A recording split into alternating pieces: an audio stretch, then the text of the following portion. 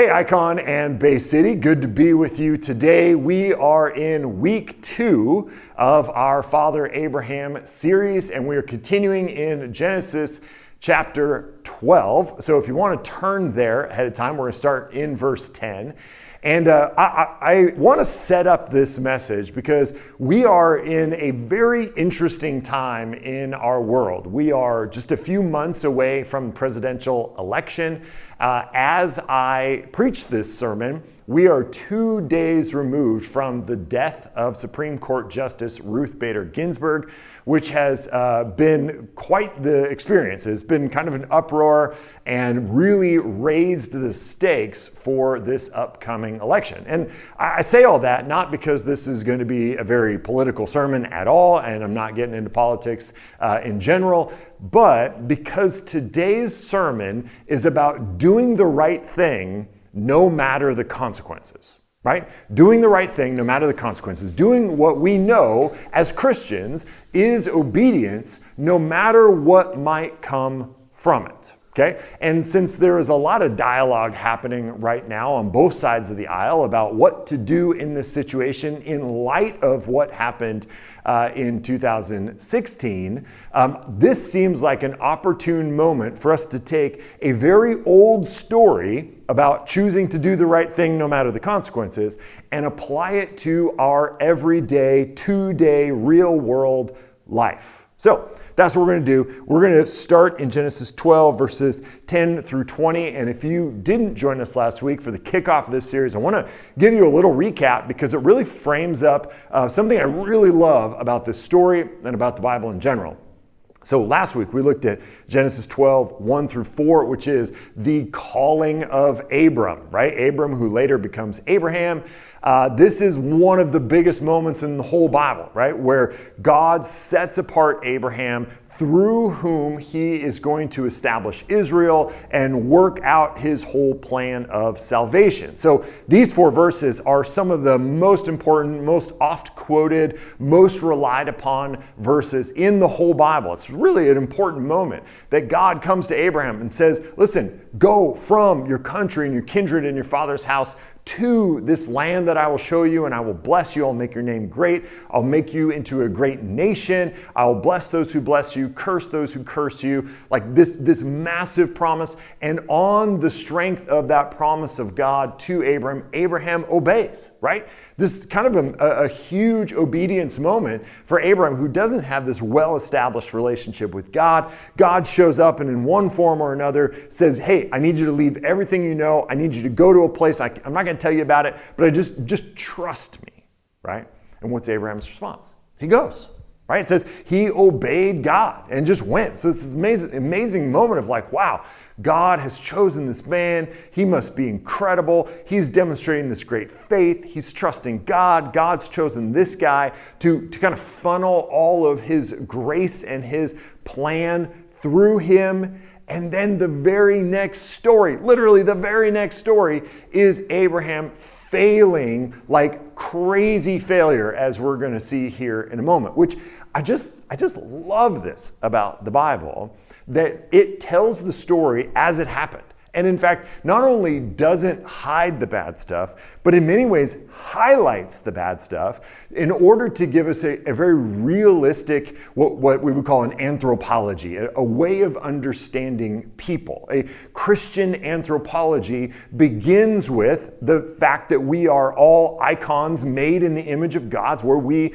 at Icon get our name, that we're made in the image of God, that's the truest thing about us, and that we are fundamentally flawed and broken human beings, right? So not only does the Bible not hide this, but this is an example of the Bible really highlighting this, because we've got years probably that take place between Genesis 12, 1 through 4, and then verse 10, because Abraham and his family are traveling a great distance here.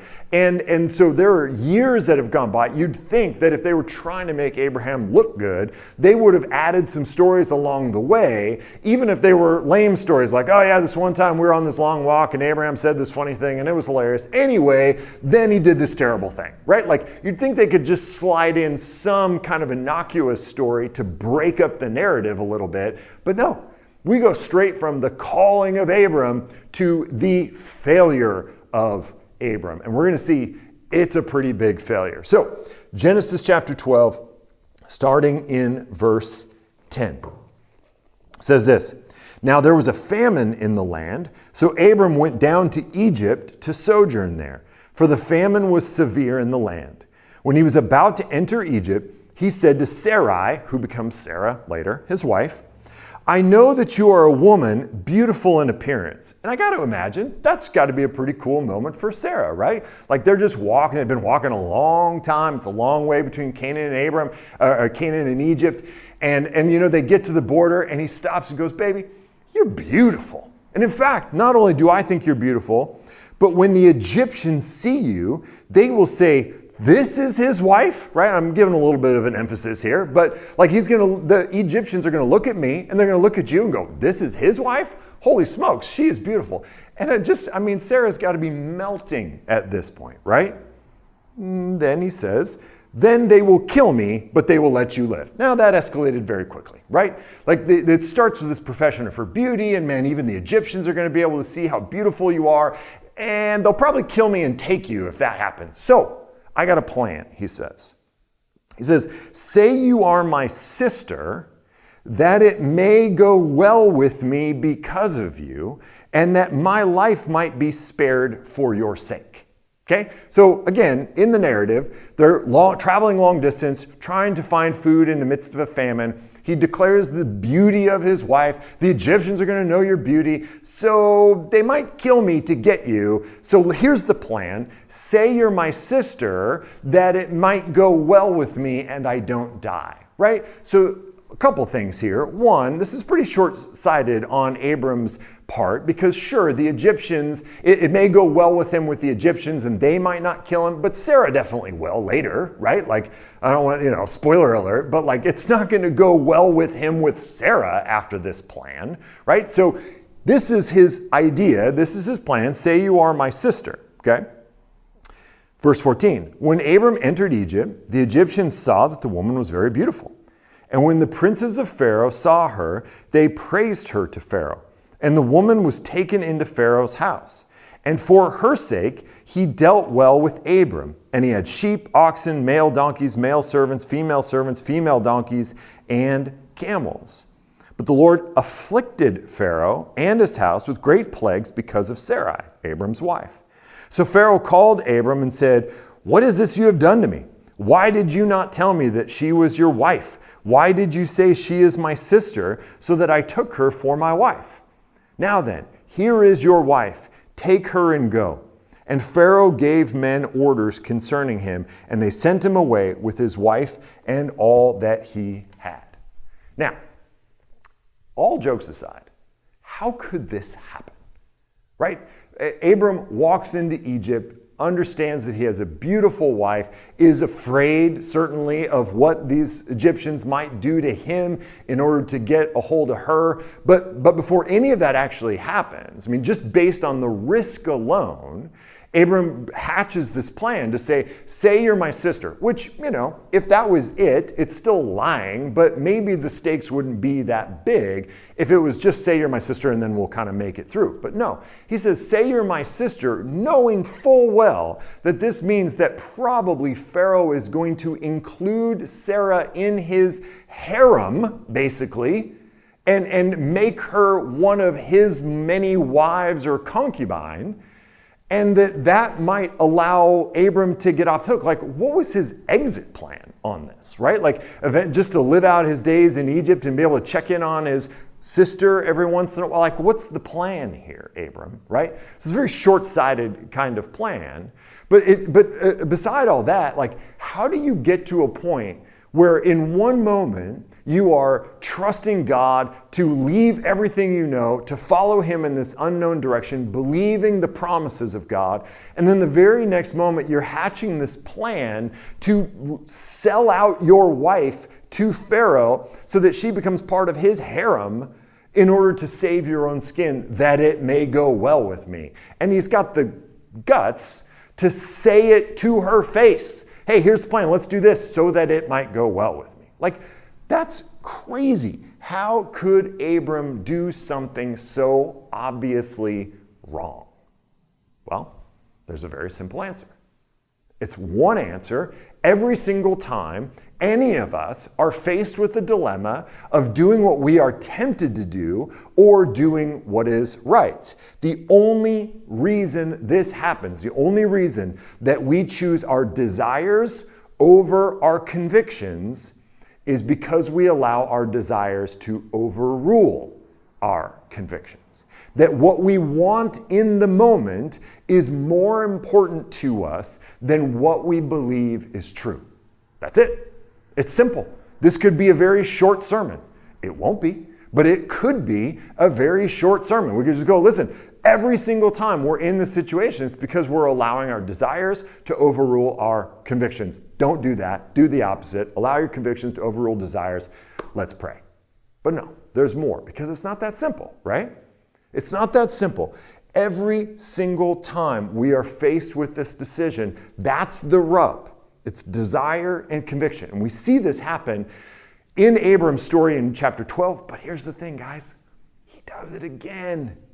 In Genesis chapter 20 with Abimelech, he basically does the same thing again. We'll read that here in a moment. But in these two different occasions, there was a tension, there's this rub between what Abram desired in the moment and what his true convictions about what was right would be, right? So in Genesis 12, verse 13, he says to her, "Say you are my sister, that it may go well with me because of you, and that my life might be spared because of you." He goes, I value my life being spared, and I value things going well with me more than I love you. Again, in Genesis 20, verse 11, it says, and Abimelech said to Abraham, "What did you see?" This is a really interesting question that Abimelech asks after the fact, after it's all kind of come out. Abimelech asks Abraham, "What did you see that you did this thing?" Right? Like, what was it about our situation? What was it about your life that caused you to choose your desires over your convictions? Abraham said, "I did it because I thought, there is no fear of God at all in this place, and they will kill me because of my wife." Very simply, Abram wanted to protect his life more than he wanted to protect his wife. It even rhymes. That makes it true, right? But this is what we see. Abram, in this moment, chooses to protect and value his own life over choosing to protect and value his own wife. And I mean, he had other options, right? It's not like as he walks into Egypt or he walks into Abimelech's land that this was the only choice. Say you're my sister, so they take you in as their concubine, and that's basically the only option, right? Like he could have done a million things. He could have, changed her into like some really heavy cloak, right? Like could have swapped out her high heels for some Birkenstocks. That will change things every time, right? Like he could have taught her some sort of shrill laugh, or I don't know. There's a lot of ways that he could have downgraded her beauty and kind of skirted this issue. He could have gotten much more creative than, hey, just say you're my sister and enter into the concubine. That's pretty much best case scenario, right? But he didn't do any of that. He didn't do any of that. Every single time we face this situation, we have a choice to make, right? Do what is right or get what we want. Desires in the moment or convictions about what is good and true.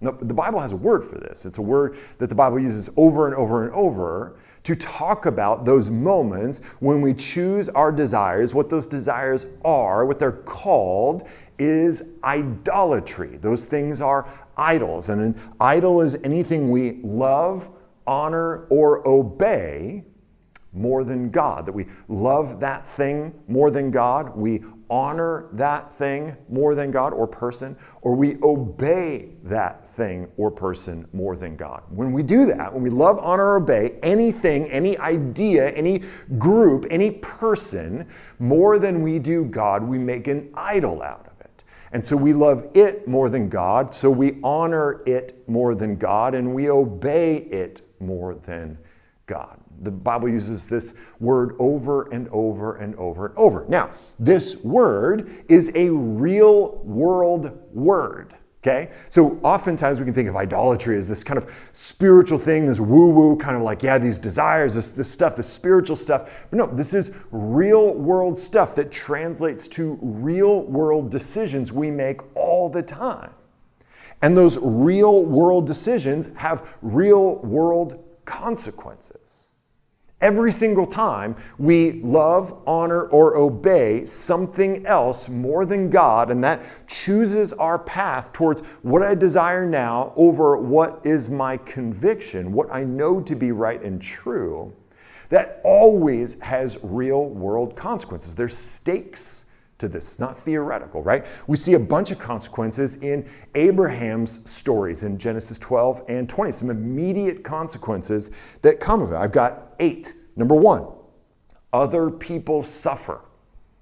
When we choose to do what we desire and not what we know is right, other people suffer. Sarah was sold into slavery, basically. She was given over to a powerful king or leader to be able to use as he desired.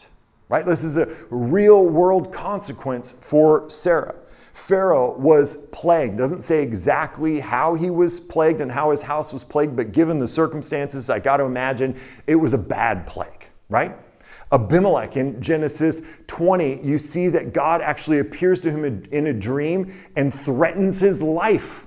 So Abram's sin implicates Sarah, Pharaoh, and Abimelech and brings real world consequences onto them. And all of our sin, all of our idolatry does the same.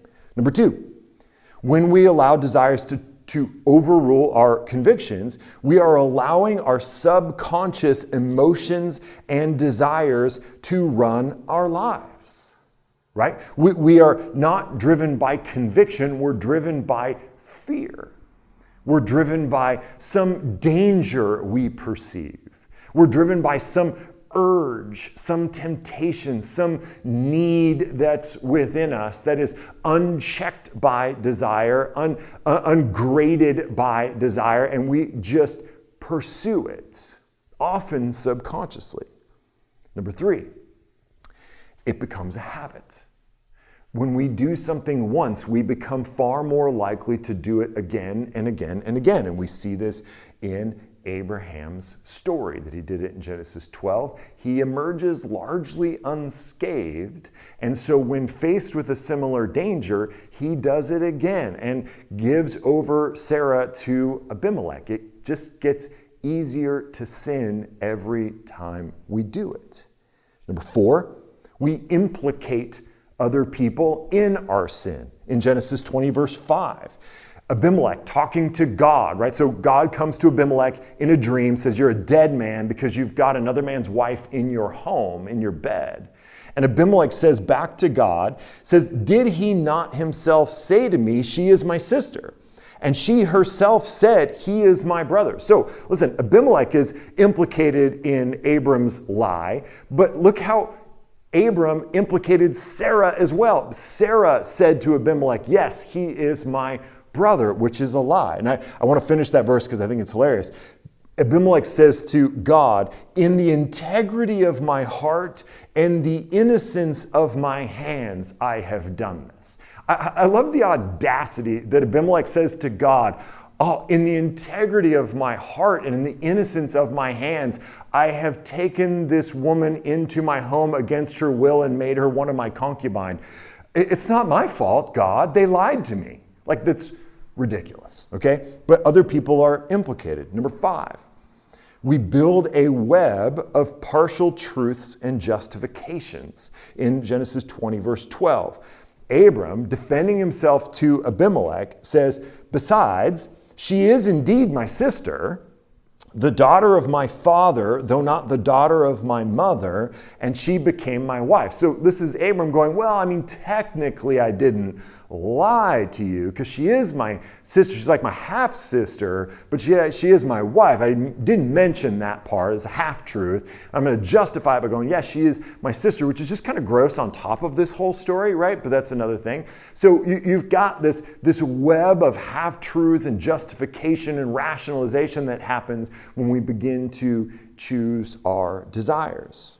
Number 6, we blame shift, and often in the most heinous way. Abram, in verse 13 of chapter 20, he says, when God caused me to wander from my father's house.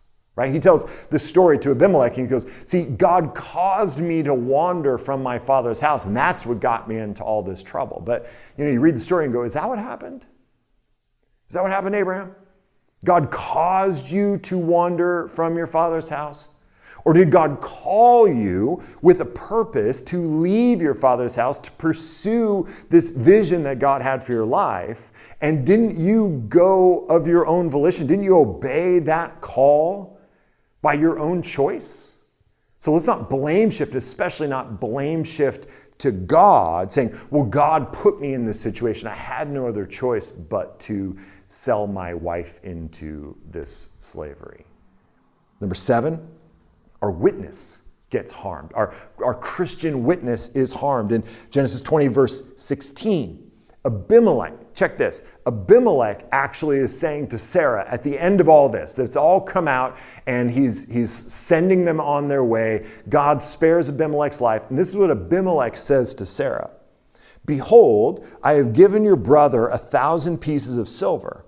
It's a sign of your innocence in the eyes of all who are with you, and before everyone, you are vindicated.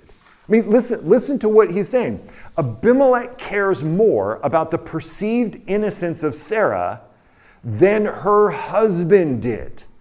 Right? Like, this is a moment where Abram's got to be in the back of the room just feeling all the shame that he should be feeling, because this guy Abimelech, not a Christian, not following God, actually honors Sarah more than Abraham, her husband, did, which makes him look terrible. Right? Like, when we begin to follow our desires, not our conviction, our desire for power, our desire for safety, our desire for whatever, we begin to actually erode our witness, erode our ability to say anything is good, right, and true when we consistently choose what we want and not what is good, right, and true. Number 8, we get caught. You can't run from your sin forever. Eventually, you will get caught. You might be able to skirt and skirt and skirt, justify and half-truth and blame shift and kind of put the blame on other people, and you might be able to avoid consequences for a while, but it's not forever. Like, you will eventually get caught when you consistently choose your desires over your convictions. The consequences will happen. And there's no avoiding that. So, listen. Abraham faced a choice that was a lot more dire than most of the choices we're facing. And he made a decision that was a lot more terrible than most of the decisions we make, right? Like, he saw his life on the line here on two different occasions. And he did a terribly heinous and just unimaginable thing by handing over his wife. But the fundamental issue is not different than issues we face every day. Well, we are tempted to sacrifice our convictions for some desire. And so because we face that over and over and over, I want to finish up by talking about what do we do to prepare ourselves to do the right thing no matter what, right? That's the idea. That's the lesson that we want to draw from this story. Is that no matter the consequences, we as Christians should always do the right thing. No matter what we think the consequences might be, we always have to do the right thing, okay? So how do we do that? It's easier said than done. I got 5 quick things. Number 1, make a plan. And I would say make a proactive plan. Temptation is consistent. Most of us are tempted in the same ways over and over and over and over. And often our failure to live up to our convictions, but to kind of follow our desires, that failure, that decision happens very quickly, right? In fact, there's some data to suggest that most of these decisions, most of the times we succumb to our desires, it's almost completely subconscious. Dr. David Eagleman, a neurologist and best-selling author, says that 95% of our decisions are made by our unconscious mind. In fact, new research from the Max Planck Institute in Germany, you know the one, shows that even when we think we've made a conscious decision, our brain has already made up its mind 7 seconds before, okay? Probably you've heard some of this research that the vast majority, up to maybe 95% of our decisions are completely subconscious. They're just things we do without thinking, right? Which means that when temptation emerges, it's speaking to, it's triggering these subconscious things within us, and it's not even like a process of going, okay, what are we going to do here? How am I going to handle this situation? I feel temptation. How am I going to deal with that temptation? No, it's not like that. It's boom, boom, boom, right? So what's that mean? It means the majority of our decisions are the result of habits and practices well worn into our subconscious and reflective of our deepest desires. Theologian, professor, writer James K.A. Smith wrote a book called You Are What You Love that I could not recommend more highly. And in it, he says this. He says, once you realize that you are not just a thinking thing, right? Like you are not this kind of cognitive only being. In fact, we are not even primarily cognitive beings. Once we realize we're not just thinking things, but we are creatures of habit, you'll then realize that temptation isn't just about bad ideas or wrong decisions. It's often a factor of deformation and wrongly ordered habits. In other words, our sins aren't just discrete wrong actions and bad decisions. They reflect vices, something more deeply within us. And overcoming them requires more than just knowledge. It requires rehabituation, a reformation of our loves. In other words, when we make the decision to follow our desire and not our convictions, not only are they not conscious, but they're often not the result of lack of information. In fact, I would argue almost never are they the result of a lack of information. So if in that moment of decision, someone was able to break into time and go, stop, you're about to make this decision. Is it because you don't know that this is the right decision and this is the wrong decision and what you need is more information? Or is it because what you want is this more than this and so you're going to do this? And I would say 999 times out of 1,000, it is not an information gap. It is a desire gap. Okay, so then the answer is not new information or more knowledge. It is reformation and rehabituation. Right? We are mostly tempted in the same ways all the time. So the way in which you're tempted is not the same way necessarily that I'm tempted, but the ways in which I'm tempted are pretty consistent, right? There's a lot of things I'm not tempted by in a normal situation. Like I'm not tempted to over drink or overeat. There's just certain things I'm not tempted to do, but there are consistent ways that I am tempted, right? And I know what those things are. So whether it's drink or it's power or it's lust or it's, for many of us, fitting in and wanting to be approved of and appreciated by the people around us. And that becomes this kind of, this desire, this great overruling desire to go, gosh, I know that this is right, but this tribe that I'm a part of, no matter what tribe it might be, they say this is right, and what I want more than anything is to be approved by this tribe, by this group of people. I want them to think I'm smart. I want them to think I get it, that I see it, that I'm aware, that I see what's really happening and I'm on board, that I'm one of them. That's what I want more than anything. And so even though I know following this path is not the path that is right, it's not the path God has created for me, it's not the way He's called me to be and to live, it's not consistent with my convictions, but it's what I want.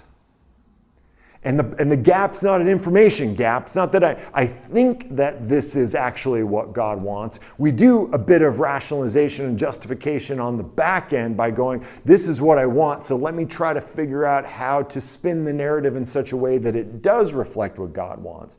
But that's not happening by and large at the beginning. That's happening at the end. Right? So we've got to make a plan, a proactive plan that says, listen, I recognize, and I'm humble enough to admit, the ways in which I know I am tempted. Here are my weaknesses.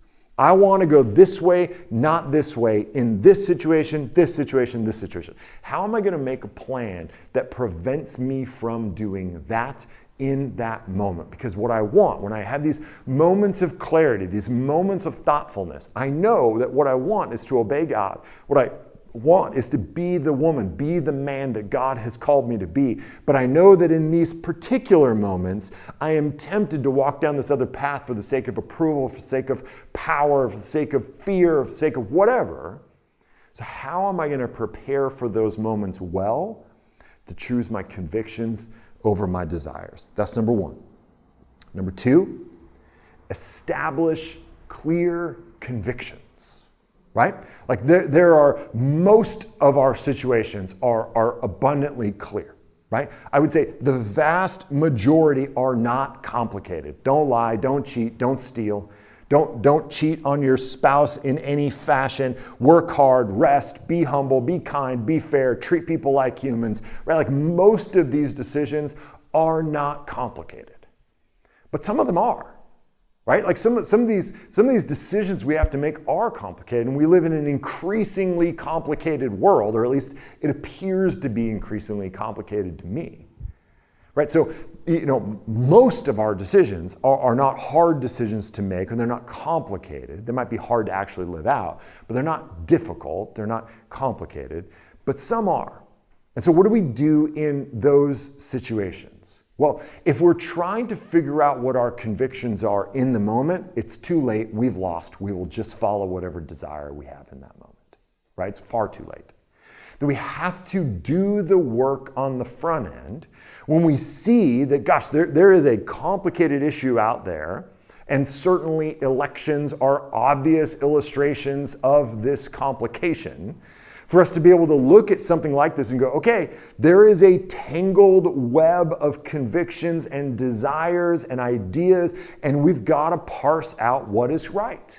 Because by the time we're in the moment, it's too late. And I don't just mean in the voting booth. When you're on Twitter, when you're on Facebook, when you're with friends and you're defending a position, or you're defending a candidate, or you're arguing passionately for someone, or there's a debate about something, man, when you're in that moment, there are so many emotional temptations happening that it is far too late if you haven't already done the work to secure your convictions.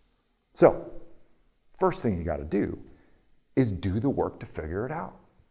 Do the hard work of actually caring about this stuff enough to go to the scriptures, to go to trusted writers, to do the research, to come to some conviction that you have. And don't worry about whether it's ultimately right or wrong. I mean, we're all doing our best to figure that part out, right? You've got to come to a place of conviction that you can stand up to whatever emotional waves might be kind of tempting you down different paths, so that you can stay firm to your highest values and non-negotiables. Right? Like this, the political and cultural world today is as crazy as I've seen it in my 40 plus years now, right? It just seems like every minute things are changing. And I'm seeing people all over the church, our church here at Icon and around the larger church in general, compromising their faith in both directions. knowingly. I literally had a conversation with a friend yesterday about this very thing, where he knowingly is compromising elements of his faith for what he deems as a greater good, a greater danger, right?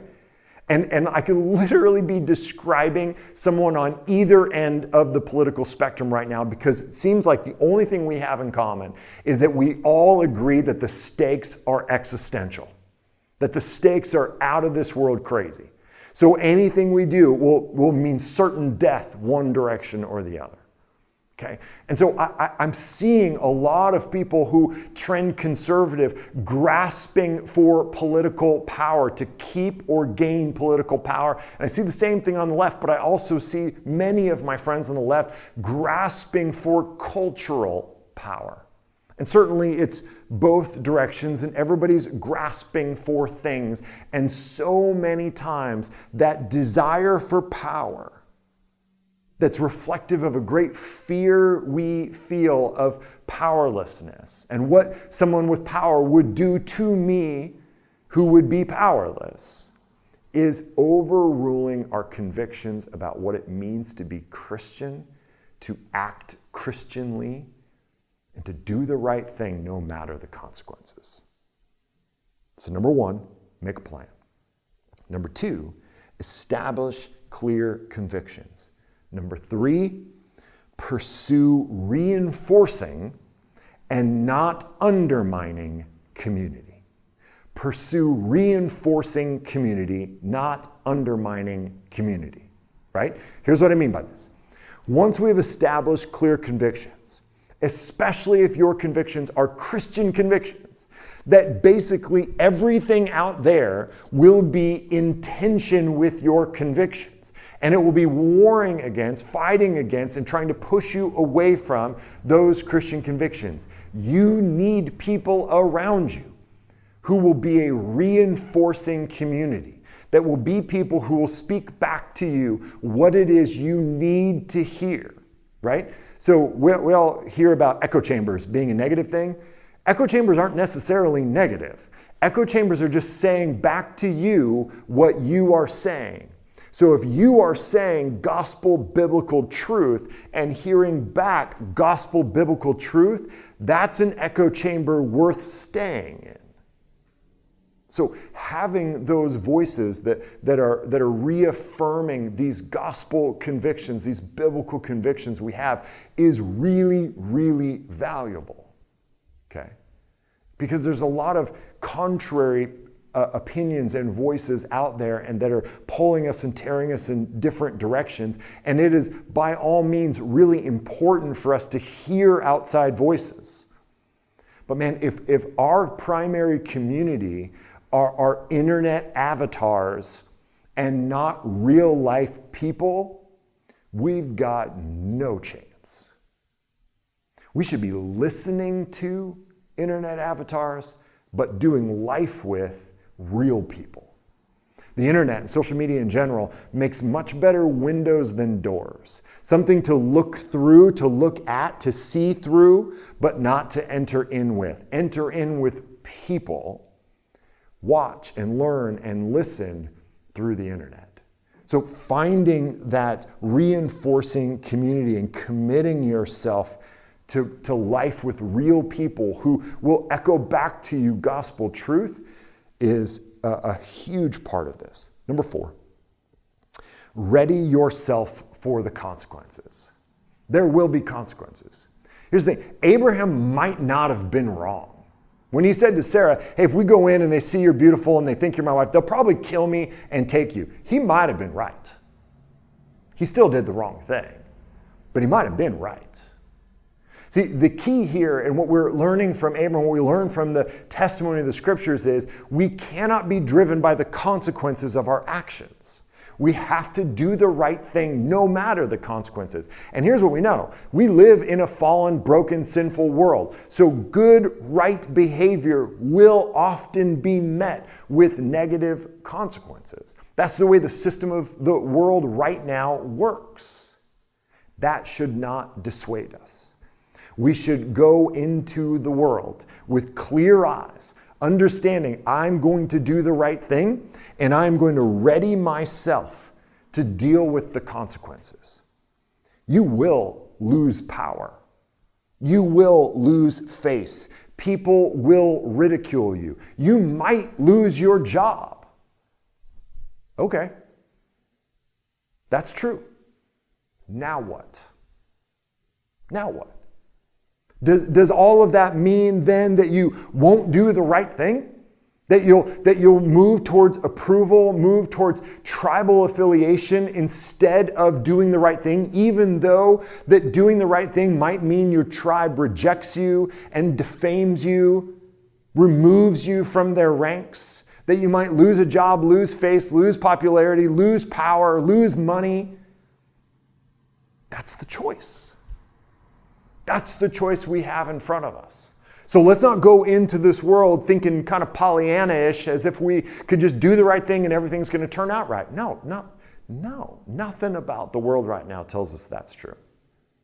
So steel yourself to face down the consequences. Be clear-eyed about it. Understand, like Abraham did. I know what the stakes are. The stakes are is I could die. But you know what, Sarah? I love you. You are my wife. My job is to protect you. My job is to stand for you. My job is to lay down my life for you if that is what I'm called to. And so I will walk proudly with you. Maybe you don't do your makeup, I don't know. But like I will walk proudly with you, defending you, and I would never sell you out, no matter if they take me to the gallows. That's what we got to do. Which leads us to number 5. We have to trust God. We simply have to trust God. God is omniscient, all-powerful, and you aren't. And God is not only omniscient and all-powerful, but God is for your greatest good. And you're not. I'm not. I am often for my immediate good. God not only knows the future, sees the future, is powerful enough to bring about the future, but he also cares about my greatest good, not my immediate desire. We saw this last week. We talked about this, that God is the Father, the Lord, the King, the coach, the mentor, the boss that we have always wanted, that he wants our greatest good, which means sometimes that there will be pain along the way because there are things we need to learn and experiences we need to have that would bring about that greatest good. So we have to believe and trust that God can handle the future no matter who is in power. I mean, there is an implicit confession when people on either side, as Christians, will lay down Christian convictions about telling the truth, about valuing all people, about seeking the greatest good. When we are willing to lay that down in order to obtain some worldly power, political power, cultural power of any kind, what we are saying is, I know the future. And I know that if that person gets in power or retains power, then this world it's over. I mean, we'll be in real trouble. And that person, no matter who that person is, they are, in effect, we are saying, more powerful than God. Them being in political, cultural power overrules, overrides, in fact, trumps the power of God, which reflects and testifies to an inherent lack of faith in the power of God to bring about the ends that he desires. Man, I hope that pulls us all up short. When we are tempted to say things, yeah, I know this or I know that, I know this part's not great, I know that part's not great, I know this is a real problem, I know this is a real problem, but if the other guy, no. Man, that is us saying, this could be bad, this could be bad, this could be bad, and God can't do anything about it. This is the only way. This is Abraham going, the only way to save my life, Sarah, is to pretend like you're my sister, not my wife. No. They should have stood at the edge of Egypt and prayed. Abram should have said, God, please protect us. I know you've called me to be a great nation. You've promised to bless those who bless me and curse those who curse me. I followed you as a result of that promise. Now, please, as we enter into Egypt, I am deeply afraid of what they might do to me because my wife is so hot and I am just so concerned about this. Please protect us. And then walked boldly into Egypt, trusting in the protection of God. That's what Abraham should have done. But he didn't, because he thought he knew better. He was driven by fear, and he chose his desires in the moment over his convictions.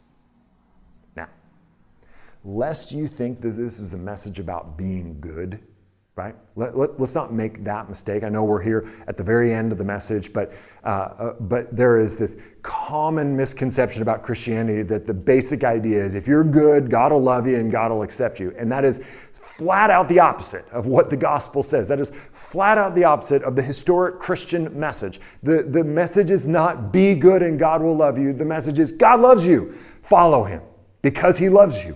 And the path that he's laid out before you is for your greatest good. So lest we think that this message is about be good, do the right thing, and then God will walk with you, let's catch what God says about Abram. Turn to Genesis chapter 20. We'll wrap up with this. Genesis chapter 20, verses 5 through 7. This is God has shown up to Abimelech in his dream and is kind of threatening his life. He says this. Abimelech is responding, saying, did he not himself say to me, she is my sister? And she herself said, he is my brother. In the integrity of my heart and the innocence of my hands, I have done this, right? Then God said to him in the dream, yes, I know that you have done this. And I just picture God using air quotes here, right? In the integrity of your heart. And it was I who kept you from sinning against me. Therefore, I did not let you touch her. Now then, return the man's wife, for he is a prophet, so that he will pray for you and you shall live. But if you do not return her, know that you shall surely die. Right? Did you catch that? God said that Abram was a prophet. Still. And later in chapter 20, Abram prays for Abimelech and he's fine. Right? Like everything goes back to normal. God, how could God say, after Abraham twice has given over his wife, how can he still say that Abraham is a prophet and give him power and actually work graciously through him? How? Why? Because the story has never been about Abraham. It's always been about God. The story is about God. It's not about how good Abraham is. It's not how faithful Abraham is. It's not about how obedient Abraham is. It's about how good, faithful God is. Over and over and over and over and over and over and over. This is why the writer of Genesis goes calling of Abram. God promises this guy Abram out of nowhere. There's nothing Abram's done up to this point that legitimizes God's promise to him. And then he walks out the door, and the very next story is him handing over his wife to Pharaoh to go, hello, in case you were going to make a hero out of Abraham, he's no hero. He literally gave his wife into slavery 2 times. This is not a story about Abraham. This is a story about God. Abraham is a tool, figuratively and literally, that God is using to bring about his plan. The same way God will use you, bless you, mature you, walk with you, and there's nothing you can do that will ever change that. This is a story about God. Yours is a story about God. That's why when we get into these decisions about conviction or desire, so often the reason why we walk down this path of desire is because we have this implicit kind of assumption that the story is about us and about what we want and what we think and what we desire and who we want to be. It's not about us. It's about God. It's a story about God's world and God providing for us in that world, God calling us to be part of his kingdom in the world, and that God uses us graciously as his tools, as his conduits of grace to the rest of the world. This is God's story from beginning to end. It's not about you. It's not dependent upon you. God's grace and love for you is about him. It's not about you. we live from God's love and care, not for God's love and care. And when we can start believing that, we will start choosing our convictions over our desires. Let's pray. Jesus, we are so very thankful for you. That you give us stories like this because we like to make idols. And if the whole testimony about Abraham had just been about all the good decisions and all the faithfulness and all the obedience and all the responding to the call and all the faith and all that, we would make an idol out of Abraham and we would just try to be Abraham. Instead, you give us a story about your faithfulness so that we can see ourselves in Abraham really plainly, both the ups and the downs, and your constant love and faithfulness through it all. God, I pray that it would be that, in those moments of temptation, that we would cling to.